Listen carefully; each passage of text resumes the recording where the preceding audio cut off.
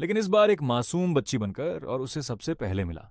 एक इंसानी कॉन्शियसनेस वाला जॉम्बी अब आगे, लेकिन वो लंबे समय से भूखी थी और एक बोल मिल्क पाउडर खत्म होने के बाद भी उसका पेट नहीं भरा।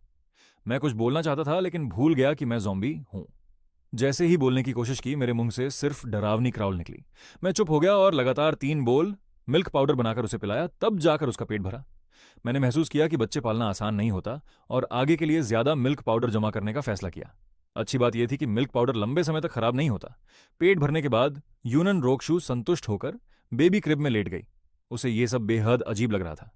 उसके सामने वाला जॉम्बी साफ तौर पर अभी हाल ही में बना था और उसकी स्ट्रेंथ भी बहुत कम थी। ऐसे लो लेवल जॉम्बी में इंटेलिजेंस होना नामुमकिन था, लेकिन वह समझ नहीं पा रही थी कि आखिर यह सब कैसे हो रहा है। हालांकि वो कई मौत के खतरे झेल चुकी फीमेल एपरर थी, इसलिए धीरे धीरे शांत हो गई। हालांकि उसके दिल में डर अभी भी था, लेकिन उसने सोचा कि अगर ज़ॉम्बी सच में उसे खाना चाहता है तो कम से कम वो भूख ही नहीं मरेगी। कई दिनों की भूख और डर के बाद उसका तनाव पूरी तरह खत्म हो गया और वह गहरी नींद में सो गई। मैं उसकी सोती हुई शक्ल देखकर मुस्कुरा उठा।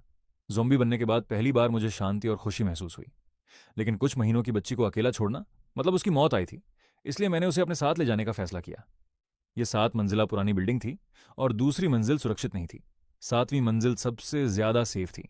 शायद पुरानी कॉलोनी होने की वजह से यहां जॉम्बीज ज्यादा नहीं थे। लेकिन मैं बच्ची को लेकर खुलेआम घूमने की हिम्मत नहीं कर सका था, इसलिए मैंने क्रोबार उठाया और रास्ते में आने वाले जॉम्बीज को पीछे से आसानी से खत्म कर दिया। बच्ची को सुरक्षित जगह रखने के बाद मैंने खुद नहाया और साफ कपड़े पहने। अब शरीर के घावों को छोड़कर मैं बिल्कुल इंसान जैसा दिख रहा था।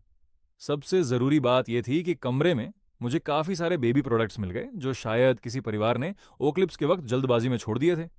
शायद लगातार एक्टिव रहने की वजह से जॉम्बी बनने के बाद पकड़ा हुआ मेरा शरीर पहले से ज्यादा फ्लेक्सिबल हो गया था और मैं कुछ आसान इंसानी हरकतें भी करवा रहा था।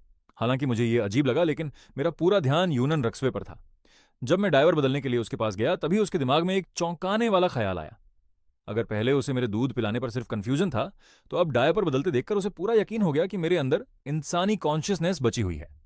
उसे याद आया कि मैं दूसरे जॉम्बीज की तरह नहीं था। मैं डोर हैंडल घुमाता था, क्रोबार इस्तेमाल करता था और मिल्क पाउडर बनाकर खिलाता था। यह सब किसी साधारण जोम्बी की इंस्टिंक्ट नहीं हो सकती थी।